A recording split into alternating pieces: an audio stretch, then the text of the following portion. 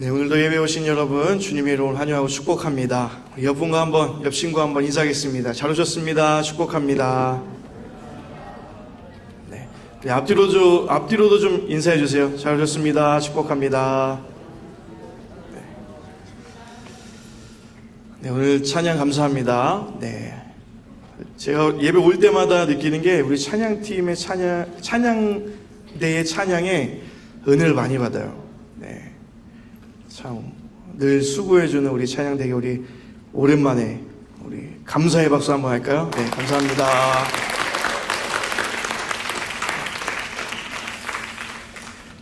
오늘부터는 기도에 대한 말씀을 좀 나누려고 합니다. 목사님이 설교 제목을 잘못 준 것 같아요. 바로 줬나요? 기도의 친필 사인 맞죠? 네, 제가 보니까 주보에 하나님의 친필 사인으로 나와서 제목이 기도의 친필 사인이 많습니다. 네, 기도의 친필 사인이라는 제목으로 하나님의 말씀을 증거하겠습니다. 영국의 수집품 사이트 폴 프레이저 컬렉티블스라는 이 사이트가 있답니다.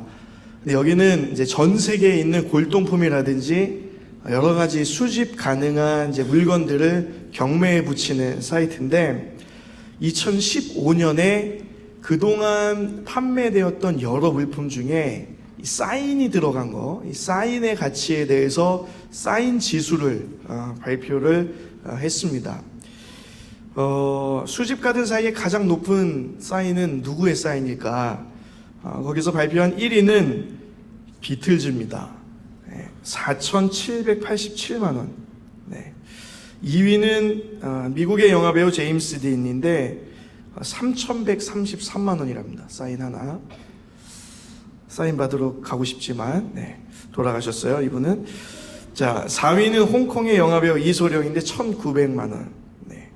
생존자들 가운데 최근에 가장 사인 값이 올라간 사람이 해리포터 작가 조앤 K 롤링이라는 사람이랍니다. 이 사람이 사인을 받으러 오면 해리포터 책에다가 사인을 해준대요, 보통. 근데 그 책 값이 340만 원이랍니다. 기본. 네. 사인 받으러 가야 될 것 같아요, 집 앞에. 네. 그 외에도 오바마 대통령, 푸틴 러시아 대통령, 교황, 이런 사람들의 사인도 100만 원까지는 아니지만 한 수십만 원 정도 한다고 합니다. 이 사람들은 사인을 하면 돈을 벌고, 목사님은 사인을 하면 돈이 나갑니다. 이상한 거예요. 네, 억울합니다, 목사님은. 어쨌든 이 사인이라는 게 왜 이렇게 가치가 있냐면, 이 사인은 그 사람의 보증을 상징하는 거기 때문에 그렇습니다. 이 사인은 내 자신과도 같기 때문에 그래요. 아무리 좋은 작품, 아무리 좋은 거래에서라도 사인이 없으면 효력이 발생하지가 않습니다. 오늘 말씀은 예수님께서 기도할 때 너희들이 꼭 사인을 좀 해야 된다, 이렇게 하시면서 하신 말씀입니다. 우리가 기도할 때 어떤 기도든지 모든 기도의 맨 끝에는 정해진 한 문장이 있죠. 네, 어떻게 끝나죠? 아멘 전에. 네. 웃기려고 그랬죠? 네, 욕심냈어요. 네, 뭘로 끝나죠? 예수님의 이름으로 기도합니다. 네, 이 문장이 꼭 들어갑니다. 이게 기도의 사인입니다. 예수님이 너희들이 기도할 때는 꼭 하나님께 올려드릴 때, 만약에 기도가 이 편지와 같다면 올려보낼 때 꼭 예수 그리스도의 이름이라는 사인을 꼭 해서 보내야 된다, 이렇게 말씀을 해주신 겁니다. 자, 그럼 여러분에게 물어볼게요. 예수님의 이름을 사인을 잘해서 기도를 하면, 자, 기도가 다 이루어집니까? 안 이루어집니까? 자, 우리 지윤이 뭐 행복해요. 자, 기도하면 이루어져요? 안 이루어져요? 지윤이, 자, 이루어집니까? 안 이루어집니까? 이루어져요? 아멘. 실제로 예수님의 이름으로 기도해서 기도가 정확히 이루어진 성경의 여러 가지 사례들이 있습니다.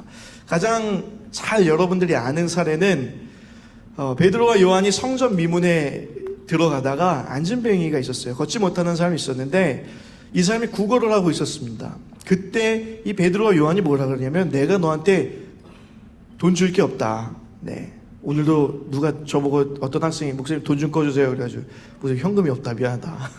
네, 헌금해야 됐었나 봐요. 네, 국어를 하고 있었는데 줄 게 없는 거예요. 현금이 없었어요.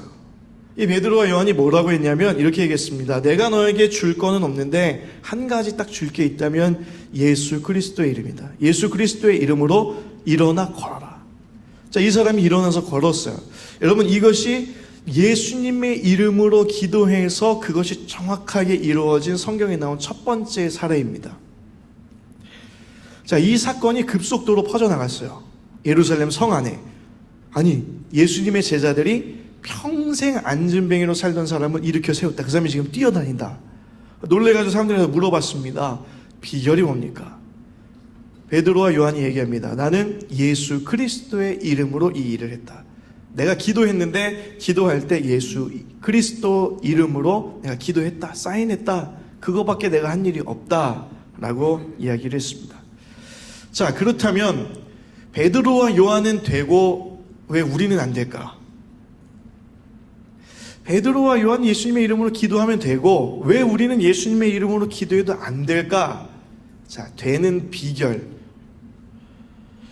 그래서 오늘 설교 부제를 이렇게 한번 해봤습니다. 예수님의 이름으로 기도하는 예수님의 친필 사인 효력법. 네, 친필 사인 효력법. 이걸 잘 알고 예수님의 이름으로 기도해야 된다 이겁니다. 자, 첫 번째입니다. 목사님의 설교 몇 가지죠? 3가지입니다. 금방 지나갑니다. 첫 번째는 주문이 아니라 관계라는 겁니다. 자, 예수님의 이름으로 기도하는 게 어떤 주문, 비나이다 이런 주문이 아니라 관계라는 거예요. 관계. 자, 오늘 말씀은 우리가 14절만 읽었는데 그 앞에가 이제 같은 맥락에 있습니다. 성경 읽는 친구들 우리 12절 말씀, 제가 그만할 때까지만 12절 앞부분만 한번 성경 있는 친구들이 한번 읽어보겠습니다. 요한복음 14장 12절입니다. 시작.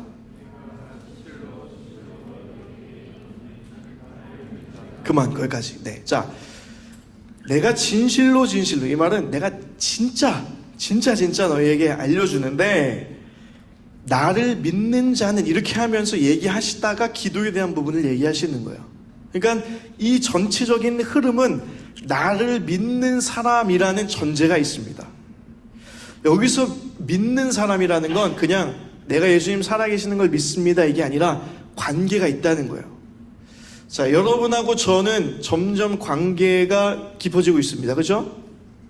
저만 그렇게 생각해요? 네. 목사님이 5월 달에 부임을 했는데 5월 달에 처음 설교 그 하늘다리 축제 때 할 때는 벽에다가 얘기하는 것 같았어요. 네. 누가 누군지도 모르고 무서웠습니다. 지금은 이제 눈에 많이 들어와요. 친구들이. 네. 관계가 깊어지고 있어요. 이번에 또 뭐 수련회도 함께하고 비전 트립도 선교도 갔다 오고 했더니 이제는 여러분들의 뭐 기도 제목이라든지 이런 것도 목사님이 파악하고 있습니다. 그러니까 관계가 생긴 거예요. 여러분, 예수님의 이름으로 기도한다는 건 주문이 아닙니다. 대충 해놓고 예수님의 이름으로 기도합니다 해서 이렇게 우표같이 딱 붙이고 끝, 이렇게 해서 이루어지는 게 아니라 관계가 있어야 된다는 거예요. 관계가 곧 사인이라는 겁니다.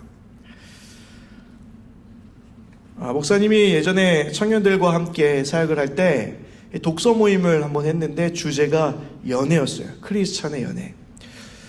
책을 읽고 이렇게 함께 토의를 하는데 목사님이 재밌는 사실을 발견했습니다. 연애를 잘하는 사람과 못하는 사람은 여러분 극명한 차이가 있어요. 네, 비슷비슷한 게 아니라 완전히 다릅니다. 네, 한번 체크해 보세요. 여러분, 연애를 잘하는 사람은 못하는 사람부터 하겠습니다. 연애를 못하는 사람은 사랑이라는 말을 감정으로 이해합니다. 이 연애 못하는 사람이야. 자, 왜 당황하고 그래 다들? 네, 여기 속하나 보죠? 네. 자, 연애를 잘하는 사람, 실력 있게 하는 사람은 사랑이라는 단어를 들을 때 관계로 해석을 합니다.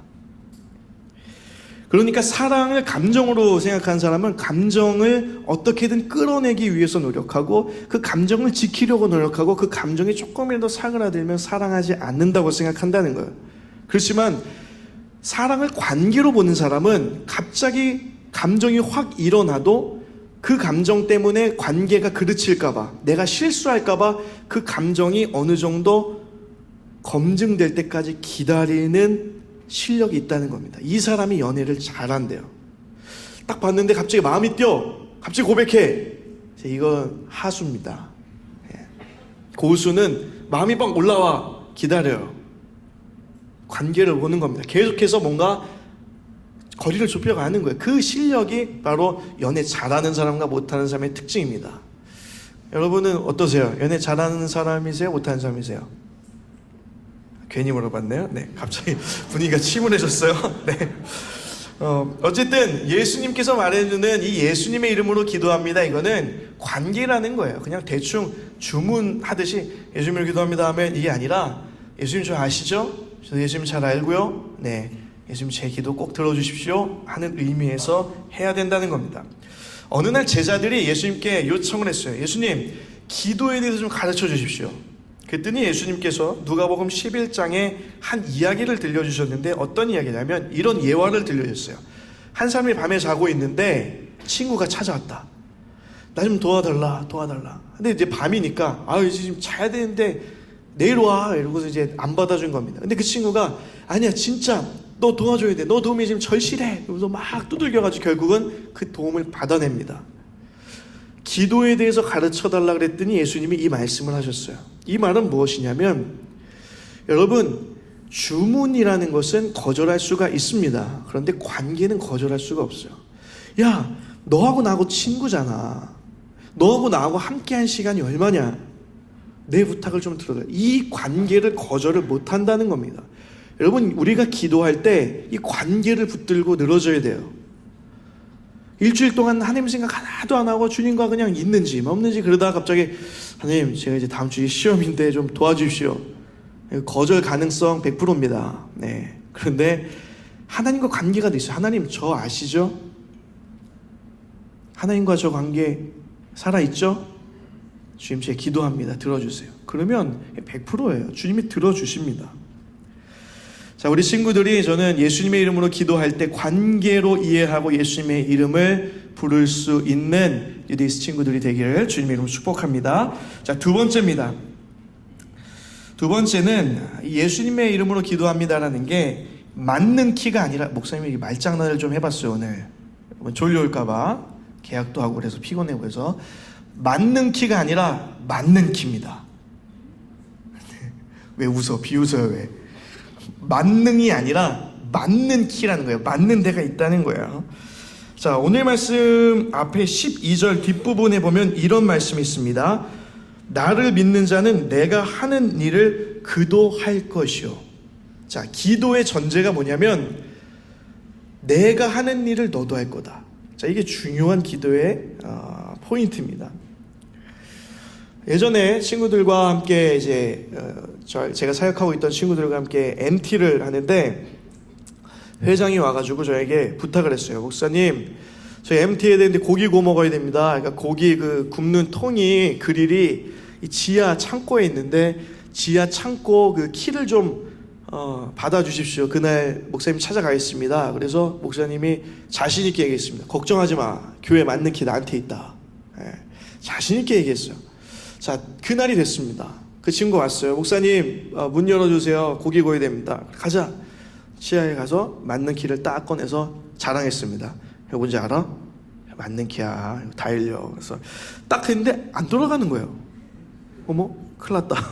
이상하다 하다가 안 돼서 관리 권사님이 전해주셨어요. 권사님 이게 안 됩니다 했더니 목사님 거긴 중요한 게 많아가지고 거기만 다른 키입니다. 얼마나 그래서 고기 굽는 게 1시간 늦어졌어요. 얼마나 욕을 먹었는지 모릅니다. 여러분 우리가 예수님의 이름을 대부분 맞는 키라 생각해요. 예수님의 이름 기도했는데 왜 안 돼요? 이렇게 얘기합니다. 잘못 이해하신 거예요. 잘못 맞춘 겁니다. 여러분 예수님의 이름은 맞는 데가 있어요. 이루어진 기도가 따로 있습니다. 그게 뭐냐면 예수님이 하셨던 일을 우리가 하고자 기도할 때 그게 맞는 기예요. 예수님이 전도하셨어요. 우리도 전도합니다. 예수님이 선교하셨어요. 우리도 선교합니다. 예수님이 연약한 사람을 위해 기도하셨어요. 우리도 그렇게 합니다. 그때 예수님의 이름으로 기도하면 반드시 예수님이 듣습니다. 근데 예수님이 듣도 보지도 못한 그 기도, 예수님이 이런 기도를 대체 하시기는 하셨을까 한 기도들은 맞지가 않는다는 거예요.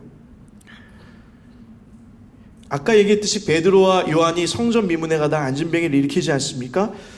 예수님의 이름으로 기도했는데 일어났어요. 여러분, 예수님의 이름으로 기도한 능력이 있지만 자세히 뜯어보면 뭘 위해서 기도한 거죠? 안진뱅이를 일으키는데. 이거 누가 하셨습니까? 원래 예수님이 하시던 사역이에요. 그러니 당연히 예수님의 이름으로 기도할 때 그것이 이루어지는 것입니다. 자, 우리 친구들이 기도할 때 저는 그냥 마음대로 내가 하고 싶은 대로 기도한 게 아니라 예수님이 하셨던 사역이 어떤 것인가, 나도 그 일에 동참할 마음으로 예수님의 이름으로 기도한다면 여러분, 기도가 응답되는 놀라운 경험을 하게 될 것입니다. 예수님의 이름으로 예수님이 하셨던 사역을 이어갈 수 있는 저 여러분 되기를 주님의 이름으로 축복합니다. 자, 세 번째입니다. 목사님 설교는 이렇게 빨라요. 벌써 세 번째예요. 네. 자, 세 번째는 예수님의 이름으로 기도한다는 게 무슨 의미냐? 성공을 위해서가 아니라 영광을 위해서 기도해야 된다는 의미입니다. 내 욕심, 내 인생 대박을 위해서 기도하는 게 아니라 하나님 영광 위해 기도하라는 예수님의 말씀이세요. 자, 오늘 말씀 바로 앞절에 있는 13절 말씀. 자, 성경에 있는 친구들 함께 13절 크게 읽어볼게요. 졸려올 수 있으니까 큰 목소리로 13절 시작.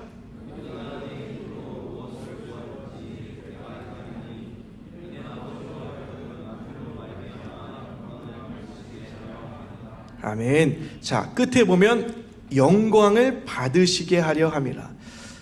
기도는 하나님의 영광을 위해서 하는 것이다, 이렇게 말씀을 하고 계시는 겁니다. 자, 오늘 말씀 본문으로 마지막으로 돌아와 보자면, 여러분 14절 말씀 보면서 혹시 의문을 제기할 수 있는 친구 있어요? 14절에 뭐가 조금 이거 안 맞는다, 논리적으로. 자, 머리를 한번 좀 쓰시면서 14절의 오류를 한번 찾아보십시오. 이 14절이 논리적으로 좀 안 맞아요. 무엇이든지? 자, 그거 말고 또 네? 네? 네, 맞습니다. 이 14절에 보면 말씀이 이렇게 돼 있어요. 내 이름으로, 여기까지 이해되시죠? 예수님의 친필 사인이니까 내 이름으로, 승인이가 말한 게 이게 맞는지 모르겠어요. 네, 내 이름으로 무엇이든지 누구에게 구해요? 내게. 자, 여러분 이상하지 않으세요? 예수님은 사인을 해주신다 그랬어요. 그럼 그 기도는 누가 받으시나요? 하나님이 받으십니다. 하나님 아버지가 받으세요. 예수님이 사인을 했으면 올려져서 하나님 아버지가 받으시는데 누가 받으신다는 거예요? 예수님이. 여기 의문을 여러분 제기해 봐야 됩니다. 아니, 기도는 하나님께 드리는 건데 왜 예수님이 받습니까? 여러분, 여기에 놀라운 비밀이 숨겨져 있어요. 여기서 말하는 내게, 자, 내게, 나에게, 내 이름으로 무엇이든지 나에게 구하면, 나에게 그 기도를 가져오면 내가 행해주겠다, 내가 이루어주겠다. 이 말은 어떤 의미냐면, 예수님의 이름으로 기도하면 그 기도를 일단 내 이름으로 했기 때문에 누가 검토하신다는 거죠? 예수님이 검토하신다는 거예요. 예수님의 이름으로 기도했기 때문에 그냥 예수님이 상관하지 않고 그냥 너 주문처럼 기도해, 그러면 그냥 하늘로 올라갈 거야, 이게 아니라 너가 내 이름을 거기다가 사인을 했잖아. 그러면 내가 그걸 보고 나에게 가져오면 내가 보고 합당하면 내가 하나님께 올려드리고, 여러분 예수님이 하나님께 올려드리면 그 기도 이루어져요, 안 이루어져요? 반드시 이루어집니다. 반드시. 그러니까 너가 내 이름으로 기도하면 내가 한번 보고 내 이름에 합당하면 이루어 주겠다. 여기 중요한 사실이 있어요. 우리가 기도할 때 예수님의 이름에 합당한가라는 검증을 해야 그것이 이루어지느냐 안 이루어지느냐 알 수 있습니다. 아무 검증 없이 예수님의 이름으로 기도합니다 하면 끝이 아니라 과연 내가 하는 이 기도가 예수님의 이름, 예수님한테 들이밀었을 때 예수님이 좋다, 기가 막히다, 하나님도 기뻐하실 것 같다 하고 하나님께 올려드릴 수 있냐는 거예요. 그걸 한번 점검해 보라는 겁니다. 목사님이 전도사 때 담임 목사님께서, 목사님은 전도사 사역을 우리 교회에서 했습니다. 성경부에서 했는데 최유 담임 목사님께서 저에게 부탁을 하나 하셨어요. 전도사 때 황송한 부탁이었습니다. 어느 소식지에 글을 써야 되는데 목사님께서 일정에 지방 일이 있으셔서 도저히 쓸 시간이 없으시다고 저에게 부탁을 하셨습니다. 그래서 담임 목사님이 이렇게 말씀하셨어요. 이거는 내 이름을 걸고 음전도사가 쓰는 거니까 이거를 통해서 만약에 그쪽에서 원고료를 주면 음전도사가 갖도록 해. 기분이 너무 좋았어요. 이거는 이런 거 계속 주시면 좋겠다. 자, 이런 마음으로 최선을 다해서 썼습니다. 근데 바로 후회했어요. 뭐냐면 이게 담임 목사님의 이름을 걸고 써야 되잖아요. 제가 아무리 노력하고 아무리 최선을 다해도 그 깊이에 있는 그 멘트가 안 나오는 거예요. 이거 아무리 봐도 이거 내가 쓴 것 같은 거지 담임 목사님이 쓴 것 같지가 않아요. 담임 목사님이 쓰신 글은 하나만 읽어도 참 깊이가 있으시다 이런데, 제가 쓴 글은 이거 누가 봐도 이거 전도사가 쓴 것 같은 거예요. 그래서 그 다음부터 이게 얼마나 스트레스가 되는지 하여튼 겨우겨우 썼습니다. 그때 목사님이 깨달은 게 있어요. 이 흉내 잘못 내면 이거 큰일 난다. 네. 여러분, 기도도 마찬가지예요. 예수님의 이름으로 기도하는데 그냥 대충 이건 그냥 대충 하면 되지. 여러분, 고민하셔야 돼요. 예수님의 이름에 합당한지 점검하셔야 돼요. 합당하게 드리는 기도가 생각보다 쉽지 않습니다. 그냥 막 공수표 날려놓고 예수님의 이름으로 기도합니다, 그거 아니고요. 이게 진짜 예수님이 하나님께 올려드리기 합당한가? 따져보시고 점검해보시고 점검하신 후에 자신있게 사인하는 거예요. 예수님의 이름으로 기도합니다. 내 욕심인지 하나님의 영광인지 한번 따져봐야 되는 것입니다. 자, 말씀을 정리하겠습니다. 오늘 기도에 대한 말씀을 처음 시작을 하면서 당분간 기도에 대해서 계속 말씀을 나눌 텐데, 우리가 가장 중요한 예수님의 이름으로 기도합니다. 이게 무슨 의미인지 한번 살펴봤습니다. 자, 첫 번째, 주문이 아니라 뭐죠?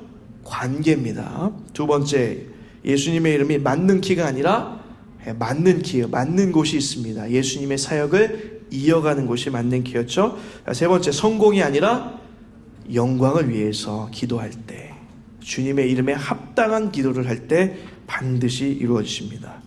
자, 오늘 말씀 14절을 읽고 기도하도록 하겠습니다. 오늘 14절 말씀 우리 다시 한번 믿음으로 우리 선포하면서 큰 목소리로 읽고 제가 마무리 기도하겠습니다. 시작. 내 이름으로 무엇이든지 내게 구하면 내가 행하리라. 아멘. 기도하겠습니다. 하나님, 감사합니다. 우리에게 기도할 수 있도록 인도해 주셔서 감사합니다. 우리가 세상 살아갈 때 우리 능력도 부족하고 우리는 연약한 존재이지만 하나님, 기도할 수 있다는 것이 얼마나 감사한지 모릅니다. 기도함으로 날마다 승리하는 우리 뉴데이스 모든 친구들 되게 하시고, 무엇보다 예수 그리스도의 이름으로 기도하는 것에 대해 오늘 하나님께서 말씀해 주셨으니 예수님의 이름에 합당한 기도를 드림으로 날마다 기도가 응답받는 경험과 기쁨으로 살아가는 우리 모두 될 수 있도록 인도하여 주옵소서. 예수 그리스도의 이름으로 기도하옵나이다. 아멘.